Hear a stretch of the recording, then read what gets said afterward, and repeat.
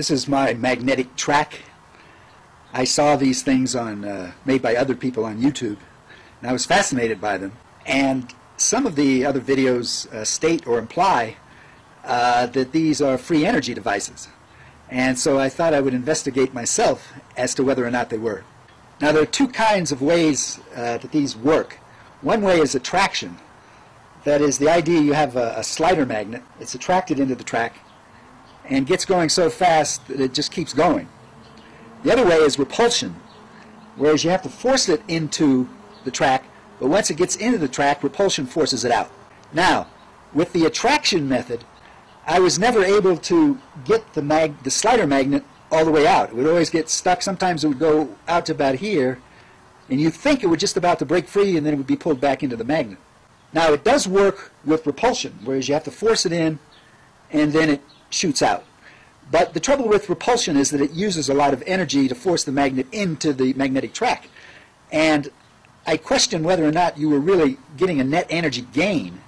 In other words, I suspected that this track used more energy to put the magnet in than you were getting out in the repulsion method. The magnets don't last forever. They're like storage batteries.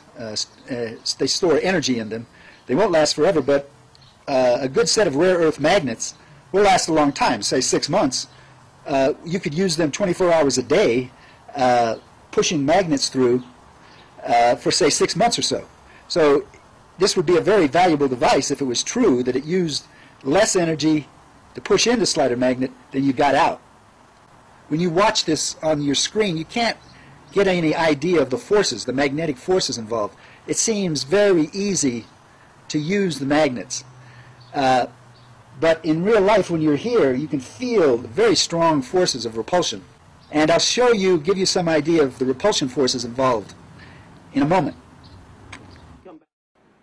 I am showing how the magnetic field from the track magnets repels the slider magnet at a distance of 5 inches.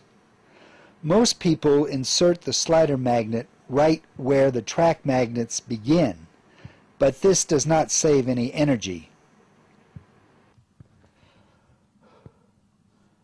My hand muscles overcome the repulsion of the magnetic field and force the slider magnet into the magnetic track where it is shot out the other side.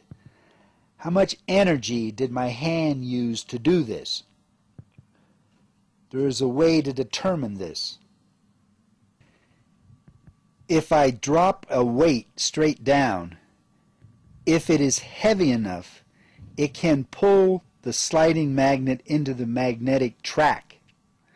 I know how much weight it takes because I carried out experiments before I made this video. It takes a 10-ounce weight to do the job. The 10-ounce weight has to pull the slider magnet 5 inches. This means the energy used to force the slider magnet into the magnetic track is 50 inch ounces. The wood cover is put on top of the track because when the dropping weight pulls the sliding magnet slowly through the track, the sliding magnet flips over end to end. The cover prevents this.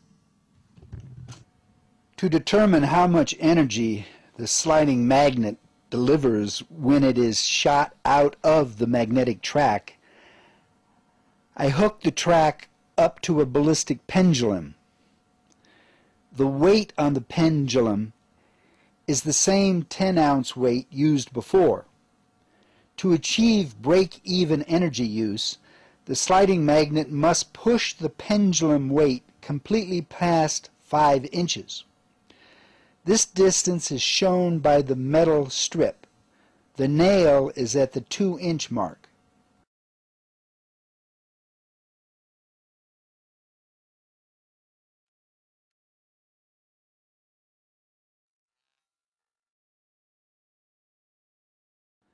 We see the sliding magnet fails to push the pendulum weight completely past the 5-inch mark. Now what should happen, the magnet comes out,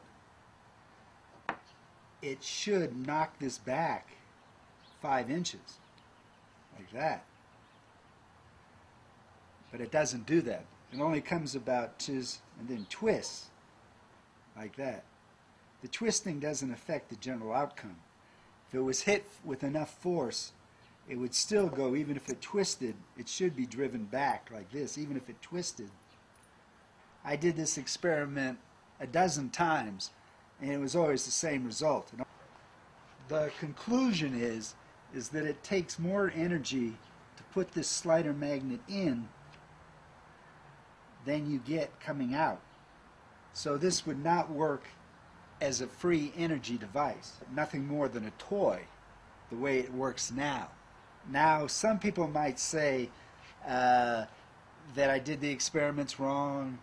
Some people might say that they could make the magnetic track better as far as design, or they could use more powerful magnets. And it's valid to say all that. Somebody could possibly improve on all this to get it to work, so that it is a free energy device. However, what I showed here today should make anyone watching skeptical when they see any other magnetic track working and the person says that their magnetic track is a free energy device or implies that it is. You should be skeptical of that. I watched the finished video and realized I might have made a mistake in the way I carried out the experiment, in that the ballistic pendulum weight was all made of steel. The bolt and the washers were all made of steel, and that may have retarded the weight flying backwards because it would have been attracted to the magnet. To solve that problem, I replaced the steel weight with a piece of wood and a piece of copper. I did that because that combination turned out to weigh the same as the original steel weight. Now, if you know about the eddy current, the moving magnet can generate a magnetism in the copper.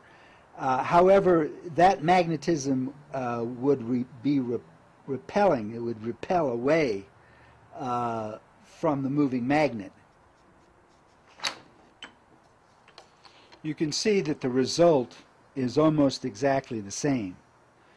The pendulum weight made of wood and copper is driven back almost the same distance as the all steel weight was. So the result is the same. It takes more energy to put the slider magnet in the device than the energy you get out of the device.